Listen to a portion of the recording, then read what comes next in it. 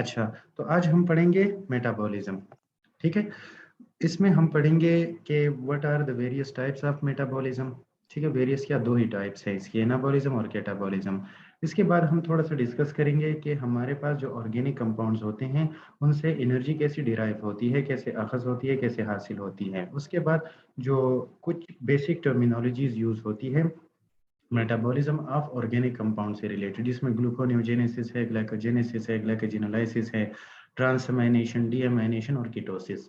तो इसको हम डिफाइन करने की कोशिश करेंगे। ठीक है, अच्छा, मेटाबॉलिज्म आप सबको पता है कि क्या होती है कि हमारे पास the sum of all the chemical activities occurring inside the living cell is known as metabolism. हमारे सेल्स के अंदर जितनी भी केमिकल एक्टिविटीज और केमिकल चेंजेस वो कुपोजीर होती है, टेक प्लेस होती है, उनको कलेक्टिवली मेटाबॉलिज्म कहा जाता है। अगर हम इसको थोड़ा सा ब्रॉड वे में डिफाइन करें तो वो केमिकल चेंजेस जिसमें न्यूट्रिएंट्स एनर्जी में चेंज होती है तो उनको मेटाबॉलिज्म कहा जाता है कलेक्टिवली। ठीक है, अब देखिए मैंने आपको वेरियस टाइम ये एक्सप्लेन किया हुआ है कि दो टाइप्स की मेन एक्टिविटीज होती है। ठीक है, पहली कौन सी होती है कि लार्ज और कम्प्लेक्स कंपाउंड्स, उनकी ब्रेक डाउन होती है स्मॉल और सिंपल कंपाउंड्स में। ठीक है, सिमिलरली या इन कंट्रास्ट स्मॉल और सिंपल मॉलिक्यूल्स या कंपाउंड्स आपस में मिलते हैं, लार्ज और कॉम्प्लेक्स सब्सटेंस या मॉलिक्यूल्स बनाते हैं। ठीक है, तो इसी तरह की केमिकल एक्टिविटीज सेल्स में एनी टाइम टेक प्लेस होती रहती है। ठीक है, अच्छा, जब ब्रेक डाउन होती है लार्ज और कॉम्प्लेक्स कंपाउंड्स की स्मॉल और सिंपलर कंपाउंड्स में, तो इसके रिजल्ट में एनर्जी जनरेट होती है। ठीक है, और इस तरह के केमिकल रिएक्शंस को एक्सर्गोनिक केमिकल रिएक्शंस कहा जाता है। While on the other hand, जब सिंपलर और स्मॉल कंपाउंड्स आपस में मिलकर एक लार्ज और कॉम्प्लेक्स मॉलिक्यूल बनाते हैं तो इसके रिजल्ट में एनर्जी एब्जॉर्ब होती है या एनर्जी कंज्यूम होती है। इस तरह के केमिकल रिएक्शंस को एंडोर्गेनिक केमिकल रिएक्शंस कहा जाता है। आई होप कि आप लोग को क्लियर होगा। ठीक है, अच्छा देखिए एनर्जी का फ्लो कैसा होता है हमारी बॉडी में। केमिकल एनर्जी क्योंकि carbohydrate, fats, proteins, nucleic acids, vitamins और वाटर वगैरह ये सब के सब क्या है, ये केमिकल्स हैं। ठीक है, सबके हमने केमिकल फार्मूलाज वगैरह शॉर्टली हमने डिस्क्राइब किए हुए हैं। तो ये जब हम इनटेक करते हैं और बॉडी में इसकी ब्रेक डाउन होती है, मेटाबॉलिज्म होती है, बॉडी को इससे एनर्जी मिलती है इन द फॉर्म ऑफ एटीपी। ठीक है, अब एटीपी क्या है, ये एनर्जी की करेंसी होती है हमारी बॉडी में। हमारी बॉडी में एनर्जी डिनोट होती है एटीपी के फॉर्म में।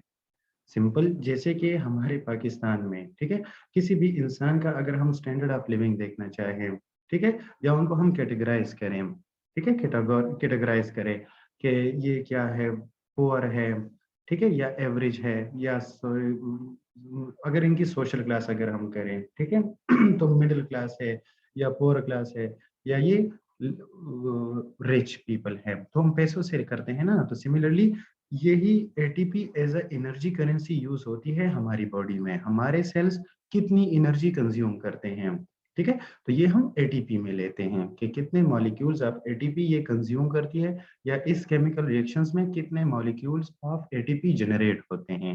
तो सिंपल कंसेप्ट एटीपी का यही है कि ये एनर्जी की करेंसी होती है हमारी बॉडी में। बाकी अगर ज्यादातर जो फॉर्म होती है एनर्जी की वो हीट के फॉर्म में होती है, थर्मल एनर्जी होती है। ठीक है, हम जब खाना खाते हैं ना तो हमें गर्मी लगना शुरू हो जाती है, हमारी बॉडी का टेम्परेचर बढ़ना शुरू हो जाता है। क्यों? क्योंकि जब इनकी ब्रेक डाउन होती है तो एनर्जी रिलीज होती है इन द फॉर्म ऑफ हीट। ठीक है, आई होप कि क्लियर होगा। अच्छा, जो केमिकल वेस्ट बनते हैं इस एटीपी के फॉर्मेशन में, ठीक है, कार्बोहाइड्रेट्स, फैट्स, प्रोटीन से, तो वो हमेशा होती है कार्बन डाइऑक्साइड और वाटर की फॉर्म में। ग्लूकोज जब मिलता है ऑक्सीजन के साथ C6H12O6 प्लस O2, तो क्या होता है, प्रोडक्ट क्या बनते हैं, कार्बन डाइऑक्साइड, वाटर और प्लस एटीपी। वो एटीपी हमारी बॉडी के लिए एज अ फ्यूल काम करती है, जबकि carbon dioxide and water as a by product release होते हैं। सेल्स या तो सेल के अंदर रह जाता है अगर जरूरत हो, ठीक है, अगर बाहर जरूरत हो तो वो एक्स्ट्रा सेलुलर मूव कर जाता है, जबकि अगर इसकी जरूरत ना हो तो किडनीज के थ्रू ये बॉडी से एक्सक्रीट आउट हो जाता है। ठीक है, और some part of the fluid also excreted through the skin, ठीक है, स्वेट के फॉर्म में, जिसके अलावा जो सिक्रीशंस वगैरह होती है। अच्छा, तो ये मेरे ख्याल में हमने डिस्कस कर लिया, आप लोगों को ज्यादा आइडिया हो गया होगा। दो तरह की टाइप्स होती है मेटाबॉलिज्म की, कौन कौन सी, कैटाबॉलिज्म और एनाबॉलिज्म।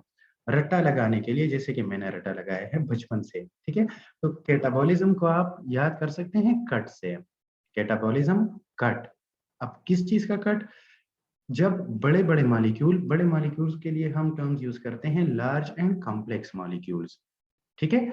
बड़े और कॉम्प्लेक्स मॉलिक्यूल्स की जब ब्रेक डाउन होती है स्मॉल और सिंपल मॉलिक्यूल्स में, और इसके रिजल्ट में एनर्जी जनरेट होती है, एनर्जी प्रोड्यूस होती है, तो इस टाइप ऑफ मेटाबॉलिज्म को कहते हैं कैटाबॉलिज्म। क्या कहते हैं इसे? कैटाबॉलिज्म कहते हैं, ठीक है। अच्छा, एक बात मैं कैटाबॉलिज्म से रिलेटेड जहन में आई थी लेकिन डायरेक्ट निकल गई, ये किसी ने वीडियो ऑन की, मैं उस तरफ देखने लगा तो जहन से बात निकल गई। आपको आवाज क्लियर आ रही है? चले एनी हाउ याद आ जाएगी तो मैं आप लोग के साथ। जी बिल्कुल क्लियर आ रही। ठीक है, वेरी गुड। और जो मैं आपको पढ़ा रहा हूँ वो भी क्लियर है ना, कि कोई इशू तो नहीं है? देखिए, माइंड को कभी स्टक नहीं रखा करें, जहां पे भी इशू हो, ठीक है, डायरेक्ट आप चैट में लिख दिया करें, ताकि हम बिल्कुल क्लियरली स्मूथली आगे बढ़ सकें। इंटर रिलेटेड कंसेप्ट है, जहां पर आप अटके रहेंगे सारी उम्र उसी में अटके रहेंगे, ठीक है। तो बेहतर ये है कि जहां पर आप लोग को कंसेप्ट अंडरस्टैंडिंग में इशू हो उसी वक्त पूछ लिया करें, ठीक है। चैट में लिखें, डायरेक्ट कह दिया करें, लेकिन ज्यादातर इंटरनेट स्टेबिलिटी का इशू होता है, तो मैं यही प्रेफर करता हूँ कि आप लोग चैट बॉक्स में ही लिख दिया करें। मुझे क्वेश्चन से कोई प्रॉब्लम नहीं होती, मैं हाईली अप्रिशिएट करता हूँ स्टूडेंट्स को जो क्वेश्चंस करते हैं, क्योंकि मेरा माइंड इससे ये होता है कि स्टूडेंट्स इंटरेस्ट के साथ लेक्चर सुन रहे हैं। अच्छा, एनी हाउ ये जनरल डिस्कशन मैंने इसलिए की कि मैंने कहा सोचा वो बात याद आ जाएगी कैटाबॉलिज्म से रिलेटेड, लेकिन नहीं आई फिलहाल, अभी जेन से बात नहीं आई। वीडियो ऑन नहीं करे, कोशिश करें कि नहीं ऑन करें, कोई जरूरत नहीं है, ठीक है। आप लोग की अटेंडेंस में से भी आई से मार्क हो जाती है। अच्छा, तो इसके रिजल्ट में क्या होता है? एनर्जी प्रोड्यूस होती है। इसको डिस्ट्रक्टिव मेटाबॉलिज्म भी कहते हैं। डिस्ट्रक्टिव तो वैसे तबाह होने को कहते हैं ना, ठीक है, डिस्ट्रक्शन, तबाही, लेकिन ये टर्म सिर्फ यूज करते हैं। आप लोग कैटाबॉलिज्म ही याद करें तो बेहतर है। चले, हमारे पास कार्बोहाइड्रेट्स, लिपिड्स और कार्बोहाइड्रेट्स, लिपिड्स और प्रोटीन एज अ होल अगर हम इनको देखें तो ये लार्ज और कॉम्प्लेक्स कंपाउंड्स होते हैं, ठीक है। ये पॉलीमर्स होते हैं, बड़े बड़े कंपाउंड्स होते हैं ये। तो कैटाबॉलिज्म के रिजल्ट में जब इनकी ब्रेक डाउन होती है, तो जो पॉलीसेकेराइड्स है, जिनकी एग्जांपल है ग्लाइकोजन और स्टार्च, ये टूट कर बनते हैं डाइसेकेराइड्स और monosaccharides, which are the monomers of these polysaccharides. Similarly in case of proteins, proteins are break down into amino acids, जो कि इनके बिल्डिंग ब्लॉक्स हैं।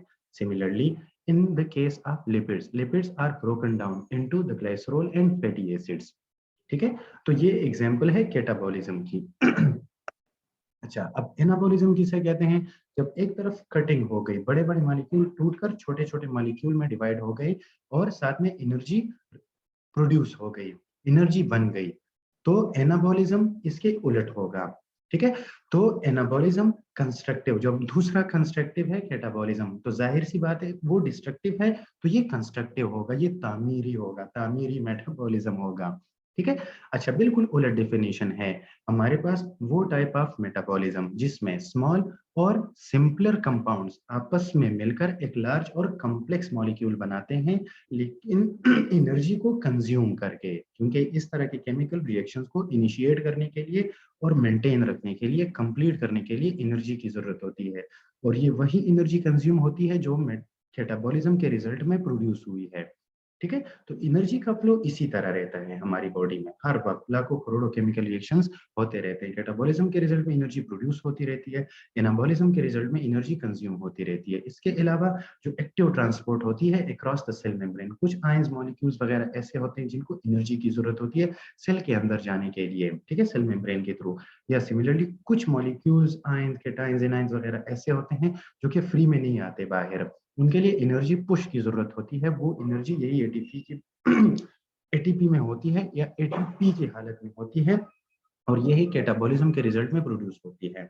उसी को आप उल्टा कर ले, ठीक है, जो हमने एग्जांपल्स डिस्कस की थी कैटाबॉलिज्म के केस में, तो वो एनाबॉलिज्म की एग्जांपल्स हो जाएंगी। For example the formation of polysaccharides from monosaccharides, ठीक है। पॉलीसेकेराइड्स की हमने एग्जांपल ली ग्लाइकोजन और स्टार्च, ठीक है। इंसान की बॉडी में ग्लूकोज स्टोर होता है इन the form of glycogen, while in case of plants the energy stored in the form of starch, ठीक है।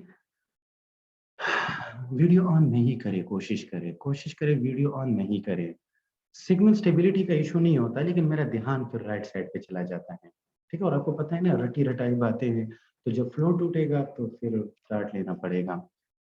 हाँ, ग्लाइकोजन की फॉर्म में स्टोर होती है। अच्छा इसके अलावा प्रोटीन्स, ठीक है, जब अमाइनो एसिड्स एक वेरियस या एक पर्टिकुलर सीक्वेंस में आपस में मिलते हैं तो एक खास किस्म का प्रोटीन बनाते हैं, एनाबोलिज्म की एग्जांपल है। ठीक है, या इसी तरह एक ग्लाइसरोल और 3 फैटी एसिड्स जब आपस में मिलते हैं तो ये ट्राइग्लाइसराइड्स बनाते हैं, which is a form of lipid. और द मोस्ट सबसे ज्यादा फैट हमारी बॉडी में या इंसान की बॉडी में स्टोर होता है इन द फॉर्म ऑफ ट्राइग्लाइसराइड्स। ठीक है, जिसमें एक ग्लाइसरोल और 3 फैटी एसिड्स के मॉलिक्यूल आपस में अटैच्ड होते हैं या कंबाइन होते हैं। चलिए देखिए जरा, ये डायग्रामेटिक रिप्रेजेंटेशन है और ये मैंने वहीं से स्लाइड ली है बायो एनर्जेटिक्स चैप्टर से।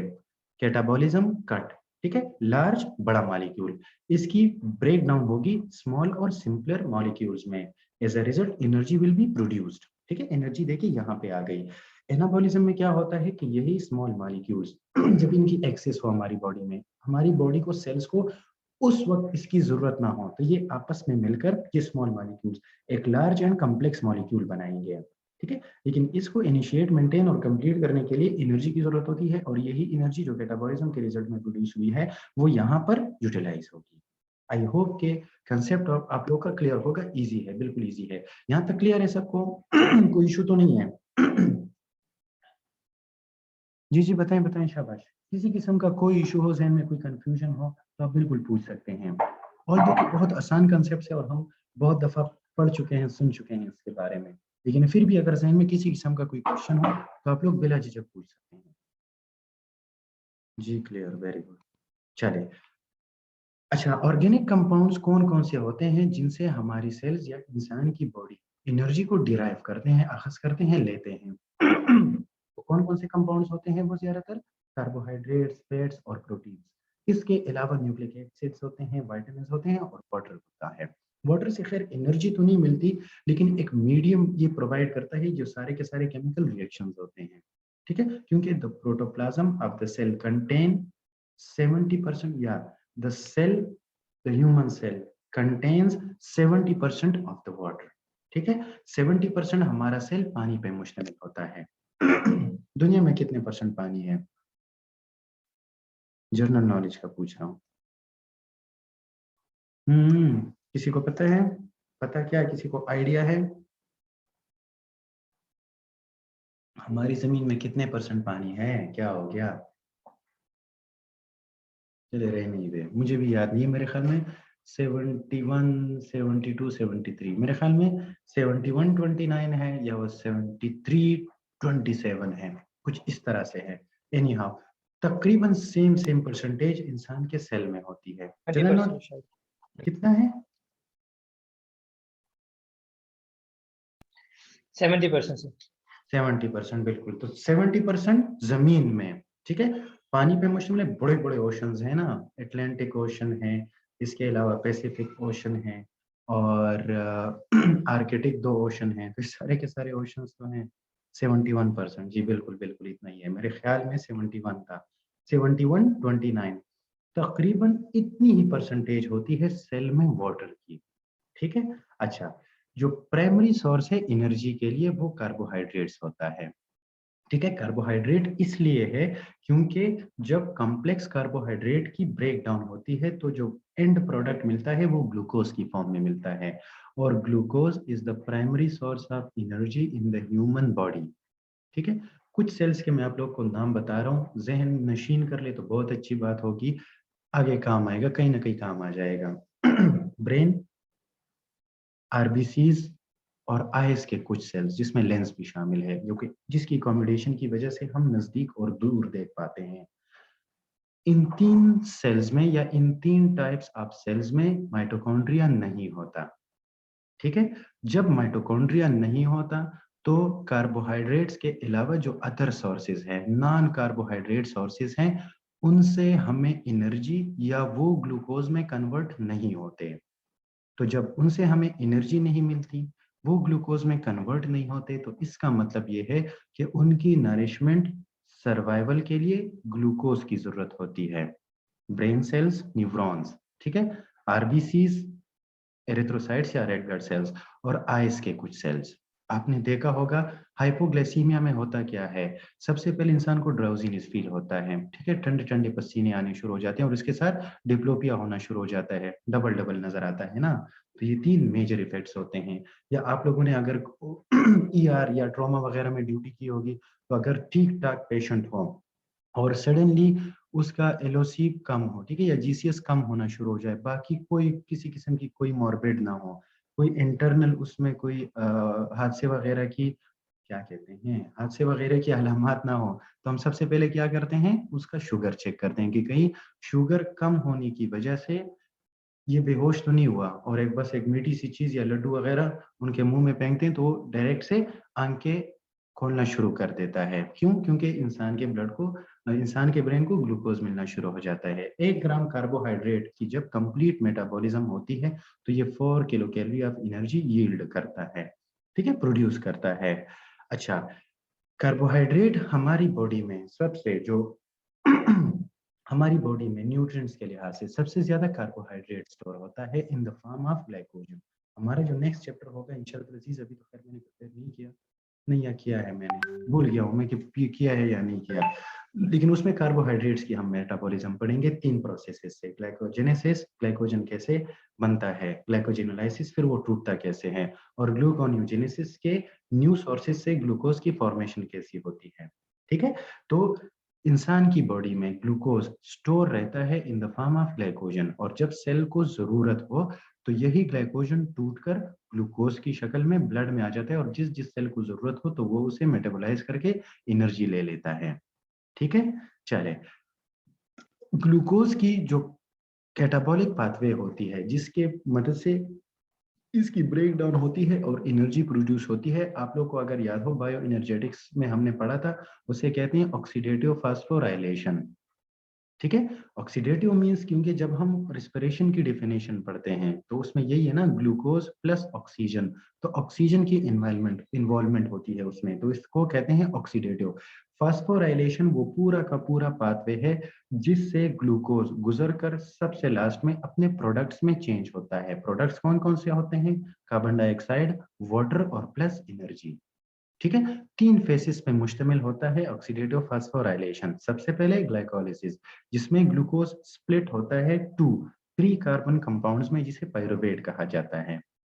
उसके बाद ये पायरुवेट इंटर होता है माइटोकॉन्ड्रिया में, मैट्रिक्स में उस पे पूरा एक साइकिल रन होता है, लेकिन 2 दफा रन होता है क्योंकि पायरुवेट 2 प्रोड्यूस हुए हैं, 3 कार्बन कंपाउंड है ना, और ग्लूकोज 6 कार्बन कंपाउंड है, C6H12O6, ठीक है।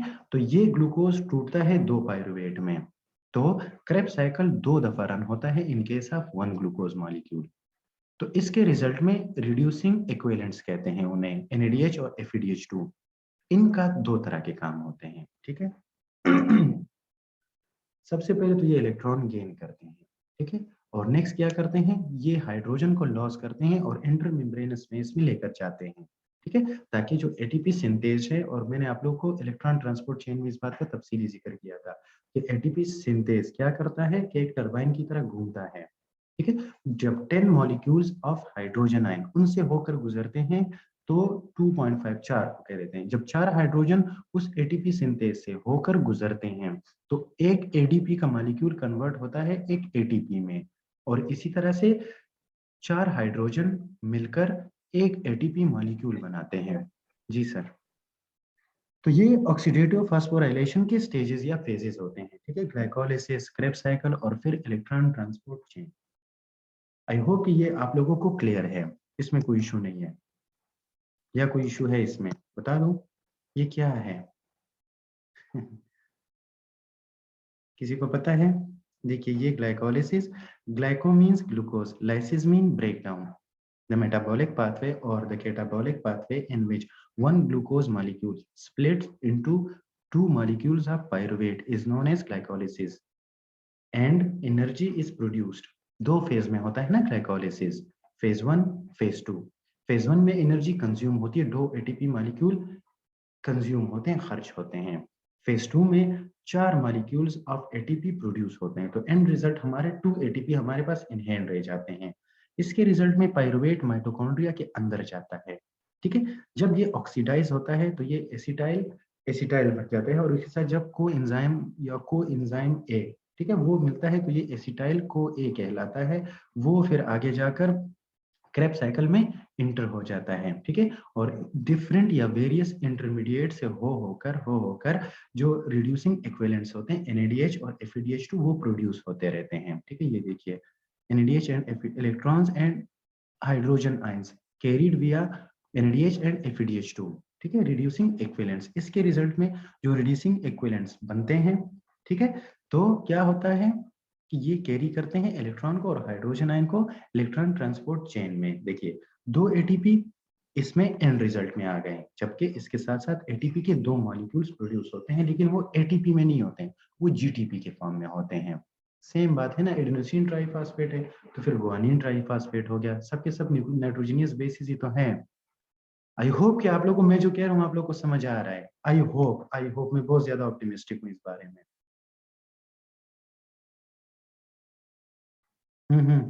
यहाँ तक क्लियर है सबको। और एंड रिजल्ट क्या होता है कि जब एक ग्लूकोज का मॉलिक्यूल कंप्लीटली मेटाबोलाइज होता है, ठीक है, तो ये देता है 32 to 34 molecules of ATP। Loud and clear. ठीक है, वेरी गुड, शाबाश। ये तो मेरे ख्याल में कि फौज की आप लोगों ने टर्मिनोलॉजी यूज कर ली। फौज में ये कहते हैं ना कि मैसेज क्लियर है या नहीं, तो आगे से वो रिस्पॉन्ड करते हैं कि लाउड एंड क्लियर। आप कहीं जी आर्मी, वॉकी टॉकी पे गए थे। हाँ हाँ हाँ, वॉकी टॉकी पे। सर आप कहीं आर्मी से तो नहीं है? अब हाँ ही ना कह दे। नहीं नहीं। चलिए शुक्र। नहीं वैसे कोई बात नहीं, अच्छी बात है, हमारी अपनी प्रोटेक्शन हो जाएगी।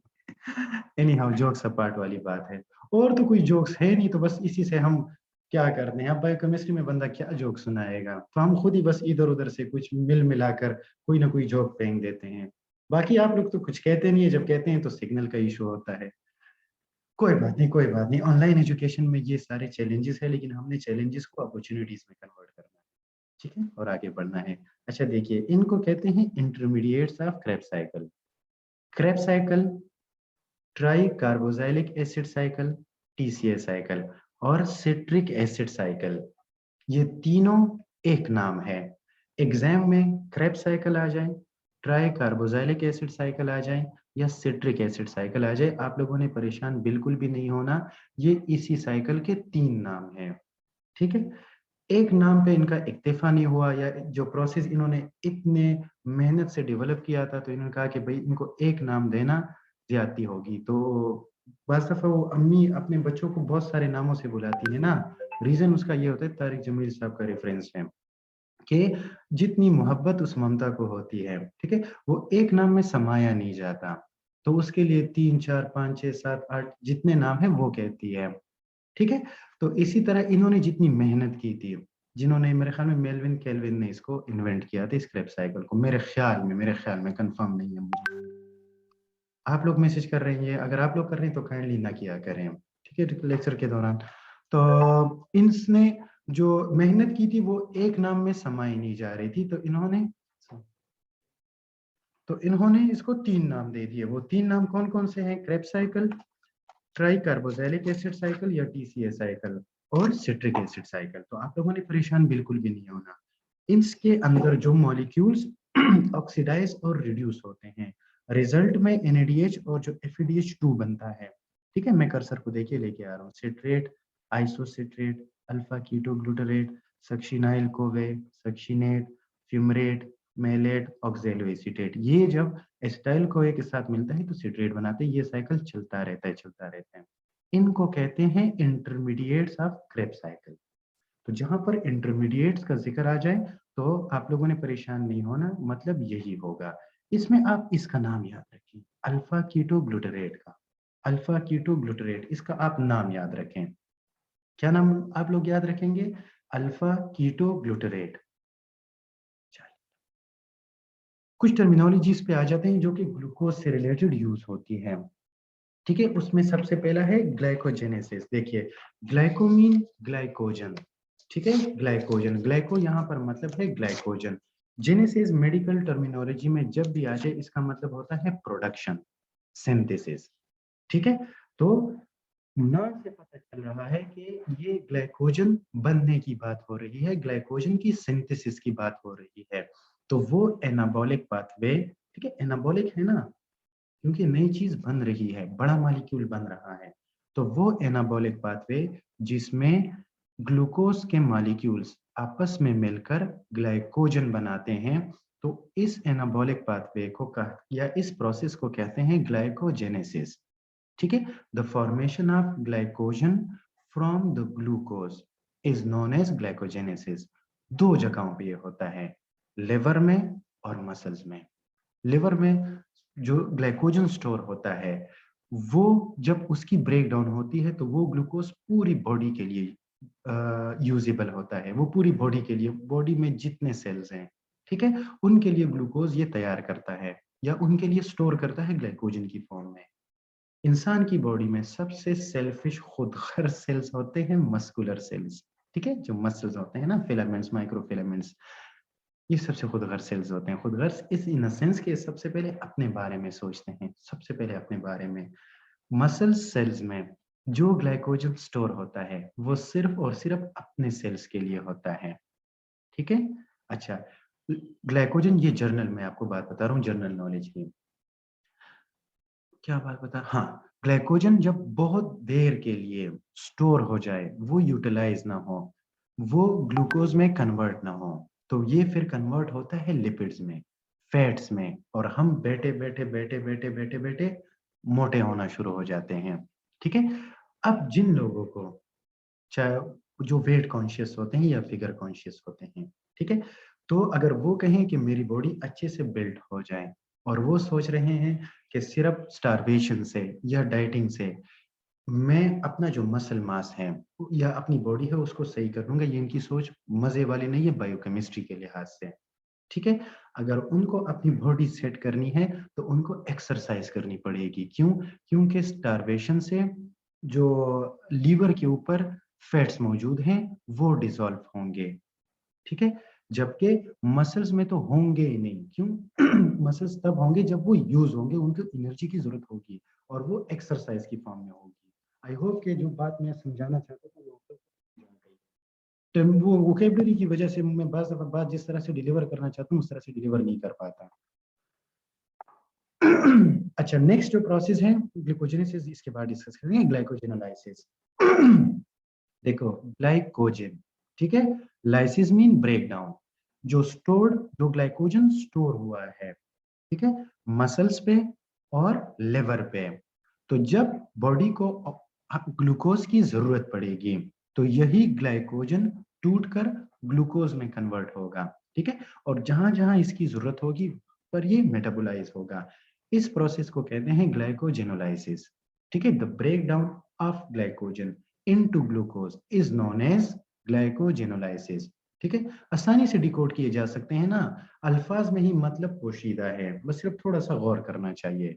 अच्छा, जो आखिरी टर्मिनोलॉजी यूज होती है या जो आखिरी टर्म यूज होता है या जो प्रोसेस है कार्बोहाइड्रेट मेटाबॉलिज्म से रिलेटेड, वो है ग्लूकोन्यूजेनेसिस। वर्ल्ड में ही मतलब पोशीदा है, थोड़ा सा सोचने की जरूरत है। देखिए, ग्लूको, ग्लूकोज, न्यू, न्यू, ठीक है, लेकिन एन ई ओ, और हमारा इंग्लिश वाला है एन ई डब्ल्यू, और जेनेसिस मीन प्रोडक्शन, ठीक है। तो देखिए, नाम क्या मतलब बता रहा है कि ग्लूकोज बन रहा है किसी नई चीज से। अब नई चीज क्या है? वो कंपाउंड्स, वो सब्सटेंसेस जो कि कार्बोहाइड्रेट्स के अलावा है। तो हम इसको डिफाइन कैसे करेंगे कि द सिंथेसिस और the production of glucose from non carbohydrate sources, ठीक है, या the production of glucose from new sources is known as gluconeogenesis. अब ये नॉन कार्बोहाइड्रेट कंपाउंड्स या सब्सटेंसेस कौन कौन से होते हैं? Amino acids which are the building blocks of proteins, ठीक है, फ्री फैटी एसिड्स या fatty acids. Free fatty acids का मतलब है जो ग्लाइसरोल के बगैर हो, ठीक है, फैटी एसिड्स हो गए। इसके अलावा पायरुवेट हो गया, पायरुवेट 3 कार्बन कंपाउंड है, कार्बोहाइड्रेट फैमिली का नहीं है ये, ठीक है। लेक्टेट हो गया और प्रोपियोनेट हो गए, ये सारे के सारे नॉन कार्बोहाइड्रेट कंपाउंड्स हैं, ठीक है। तो जब इन कंपाउंड से ग्लूकोज बनता है तो इस प्रोसेस को कहते हैं ग्लूकोन्यूजेनेसिस। ये तीनों प्रोसेसेस इंशाल्लाह ताला अजीज हमारा जो अपकमिंग लेक्चर होगा, जो कि मे बी सैटरडे या संडे को हो, तो उसमें हम डिस्कस करेंगे इंशाल्लाह। कल हम वैसे भी फ्री है, कल भी रख सकते हैं, मैं अपना थोड़ा सा कैलेंडर गो थ्रू कर दूंगा। अच्छा, दोनों प्रोसेसेस होते हैं मस्कुलर और लेवर सेल्स में, ठीक है, क्योंकि वहीं पे स्टोर होता है, ठीक है, और वहीं से उसकी ब्रेक डाउन होती है। देखिए ये छोटे छोटे मॉलिक्यूल्स हैं, छोटे छोटे मॉलिक्यूल्स हैं किसके, ग्लूकोज के। देखिए 6 एंड है ना इसके, 6 कार्बन कंपाउंड है। अच्छा तो ये जब आपस में मिलते हैं और ग्लाइकोजन बनाते हैं, बड़ा मॉलिक्यूल बनाते हैं, और लिवर में और मसल में स्टोर होते हैं, तो इसको ग्लाइकोजेनेसिस कहते हैं। यहाँ पर इन्होंने खैर लीवर का जिक्र किया है, तो हम कहेंगे कि जब ये लिवर में स्टोर होता है तो इसको ग्लाइकोजेनेसिस कहते हैं। जब हमारी बॉडी को जरूरत होती है इसी ग्लूकोज की, तो ये बड़े बड़े मॉलिक्यूल टूटकर ग्लूकोज में कन्वर्ट होते हैं। इस प्रोसेस को कहते हैं ग्लाइकोजेनोलाइसिस, ठीक है। In other form glycogenesis is an anabolic reaction, ठीक है, या एनाबॉलिक प्रोसेस, या एग्जांपल ऑफ एनाबॉलिक मेटाबॉलिज्म, ठीक है। While the process of glycogenolysis is an example of catabolic chemical reactions, ठीक है, या एक्सर्गोनिक केमिकल रिएक्शंस, या कैटाबॉलिक मेटाबॉलिज्म, क्योंकि बड़ा मॉलिक्यूल ग्लाइकोजन वो टूट रहा है ग्लूकोज में। इसकी कोई मुझे एग्जांपल दे सकता है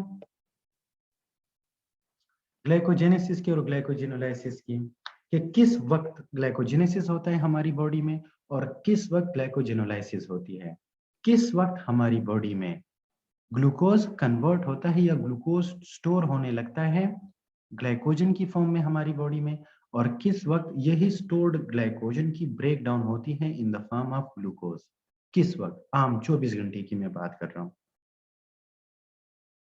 चले शाबाश। नाश्ते के एग्जाम्पल तो मेरे ख्याल में आपको तकरीबन 15-20 मरतबा तो दे ही चुका हूँ, वही एग्जाम्पल जहन में लेकर आए।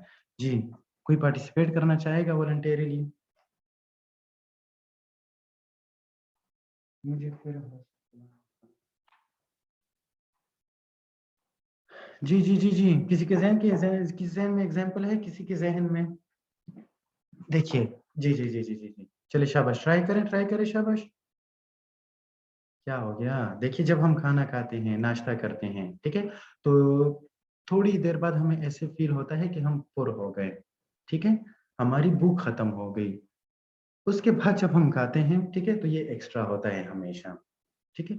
बॉडी को एक स्पेसिफिक या पर्टिकुलर अमाउंट में ग्लूकोज चाहिए होता है, ये तो हमारी आंखें ऐसी होती हैं, ठीक है, तो हम कहते हैं कि बस ये सारी चीजें हम खा लें, इसलिए तो फिर इतने मोटे मोटे होकर घूमते फिरते हैं ना, और फिर हमें 50 साल के बाद अकल आती है कि नहीं ये मैंने क्या कर दिया, अब इसको थोड़ा सा रिड्यूस करना चाहिए।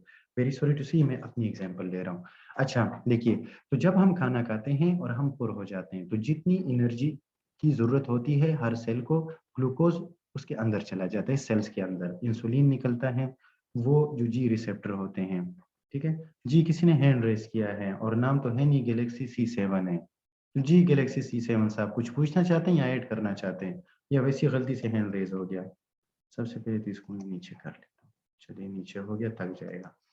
अच्छा, तो क्या होता है कि इन सब की ब्रेक डाउन होती है, फाइनल प्रोडक्ट ग्लूकोज आता है, वो ब्लड में शामिल हो जाता है। इंटेस्टाइन्स में जो माइक्रोविलाई होते हैं वो इसको एब्जॉर्ब करके ब्लड में लेकर आ जाते हैं, ग्लूकोज ब्लड में शामिल हो जाता है, सेल्स को इनकी जरूरत होती है, ठीक है।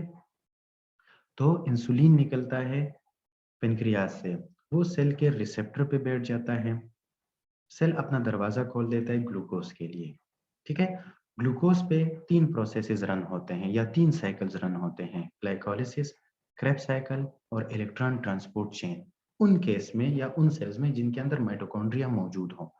ब्रेन, आरबीसीज और आईएस के कुछ सेल्स, उसमें सिर्फ ग्लाइकोलिसिस होता है, ठीक है, और इसी से एनर्जी प्रोड्यूस होती है, ठीक है। अब जो एक्स्ट्रा ग्लूकोज हमारे ब्लड में घूम रहा है, ठीक है, जो कि हमारी जरूरत से ज्यादा है, तो ये क्या होगा कि ये स्टोर होगा इन the form of glycogen on the liver and muscle cells. 9:30 बजे, 9 बजे, 8:30 बजे हम नाश्ता करते हैं, उसके बाद हमें भूख नहीं लगती। क्यों नहीं लगती? क्योंकि आधे घंटे के बाद, 1 घंटे के बाद, डिपेंड करता है हमारी एनर्जी कंजम्पशन पे या हमारी एक्टिविटीज पे या हमारी लाइफस्टाइल पे, ठीक है। तो क्या होता है कि आधे घंटे के बाद या 1 घंटे के बाद जो ग्लूकोज सेल्स को मिला था वो खत्म हो जाता है। अब सेल कहते हैं मुझे और ग्लूकोज चाहिए। तो वही ग्लाइकोजन की ब्रेक डाउन होती है और ग्लूकोज ब्लड स्ट्रीम में आता है। तो उस वक्त ग्लाइकोजेनोलाइसिस होती है। ठीक है? फिर उसके बाद जाकर हमें 1 बजे, 1:30 बजे हमें भूख लगना शुरू हो जाती है। तो ये 4 घंटे, 5 घंटे, 8 घंटे ग्लाइकोजेनोलाइसिस होती रहती है और खाने के फौरन बाद, ठीक है, ग्लाइकोजेनेसिस स्टार्ट हो जाती है। आई होप कि आम लाइफ में अब आपको समझ आ गया होगा। क्लियर है? ये मैं आपको सिर्फ समझाने के लिए कह रहा हूँ। ठीक है? चलिए, जो नेक्स्ट हमारे पास ऑर्गेनिक कंपाउंड है जिससे हमारी बॉडी या सेल्स एनर्जी डिराइव करती है, वो प्रोटीन्स होते हैं। ठीक है? प्रोटीन बाय मास या बाय वेट 12 टू 18% बनाते हैं हमारी बॉडी का, मसल्स की फॉर्म में ना। ठीक है? अच्छा, इसके अलावा ये इंतहाई अहम स्ट्रक्चरल कंपोनेंट है हमारे सेल का, स्पेशली सेल मेम्ब्रेन का। मैं बार बार जिक्र करता हूँ एक्सट्रिंसिक प्रोटीन की और इंट्रिंसिक प्रोटीन की, स्पेशली जो इंटीग्रेटेड या इंटीग्रल प्रोटीन्स हैं जो कि एज एन रिसेप्टर एक्ट करते हैं हमारे सेल मेम्ब्रेन के लिए। ठीक है? अच्छा, ये डिफरेंट फॉर्म्स में पाए जाते हैं प्रोटीन्स। ठीक है? और इनके वेरियस रोल्स होते हैं, जैसे कि एंजाइम्स बाय नेचर प्रोटीन्स होते हैं। वेरियस हार्मोन्स एक्सेप्ट फ्रॉम क्या, जो स्टीरॉयड हार्मोन्स है ना। ठीक है? ग्लूकोकॉर्टिकॉइड, मिनरलोकॉर्टिकॉइड और एंड्रोजेंस, ये सिर्फ स्टीरॉयड हार्मोन्स हैं, फैट्स डेरिवेटिव्स हैं, कोलेस्ट्रॉल से बनते हैं ये। बाकी इसके अलावा जितने भी होते हैं वो पेप्टाइड हार्मोन्स होते हैं। Peptides are short chain amino acids, protein के छोटे छोटे मॉलिक्यूल्स। इसके अलावा contractile proteins in the form of muscles, structural protein in the form of keratin. ठीक है? हमारी जो हेयर, नेल्स वगैरह जिनसे बने होते हैं ना, स्किन का कुछ पार्ट। ट्रांसपोर्ट प्रोटीन, हीमोग्लोबिन और एल्बुमिन। एंटीबॉडीज, अमाइनोग्लोब्युलिन। इसके अलावा जो रिसेप्टर्स होते हैं, ठीक है, ये रिसेप्टर्स होते हैं मेरे ख्याल में जो इंटीग्रल प्रोटीन होते हैं, वो एज एन रिसेप्टर एक्ट करते हैं सेल के लिए। ठीक है? जिन पे इंसुलिन और जो वेरियस ड्रग्स है और वेरियस हार्मोन्स है वो एक्ट करते हैं। और एज एन आयन चैनल, ठीक है, extended protein as an ion channel काम करते हैं हमारे सेल्स के लिए। जिन जिन आयंस को सेल के अंदर आना है और जिन जिन आयंस इलेक्ट्रोलाइट्स को सेल से बाहर जाना है, तो ये इन्हीं आयन चैनल से होकर गुजरते हैं, जो कि बाय नेचर प्रोटीन है। ठीक है? अच्छा, प्रोटीन्स ये बड़े बड़े मॉलिक्यूल्स होते हैं या पॉलीमर्स होते हैं अमाइनो एसिड्स के। ये अमाइनो एसिड्स आपस में जुड़े होते हैं पेप्टाइड बॉन्ड्स की मदद से। ठीक है? अच्छा, बाय एनर्जी प्रोडक्शन प्रोटीन्स और कार्बोहाइड्रेट सेम होते हैं। कार्बोहाइड्रेट भी जब 1 ग्राम कंप्लीटली मेटाबोलाइज हो जाए तो 4 किलो कैलोरी एनर्जी यील्ड करता है। Same in the case of protein, जो कि 4 किलो कैलोरी एनर्जी रिलीज करता है। लीन मीट, फिशेस, पल्सेस वगैरह में प्रोटीन पाया जाता है। लीन मीट फिशेस में फर्स्ट क्लास प्रोटीन होता है, सेल्स की डेवलपमेंट करता है, जबकि पल्सेस वगैरह में क्या होता है, जो प्लांट सोर्स है वो सेकंड क्लास प्रोटीन होता है। तो जिनको बाल बनाने का, स्किन को फ्रेश रखने का और नाखून बढ़ाने का शौक हो, तो वो पल्सेस वगैरह, दाल, लोबिया और चने वगैरह हैं वो इस्तेमाल करें। नेक्स्ट क्लास में हम कंटिन्यू करते हैं इसको।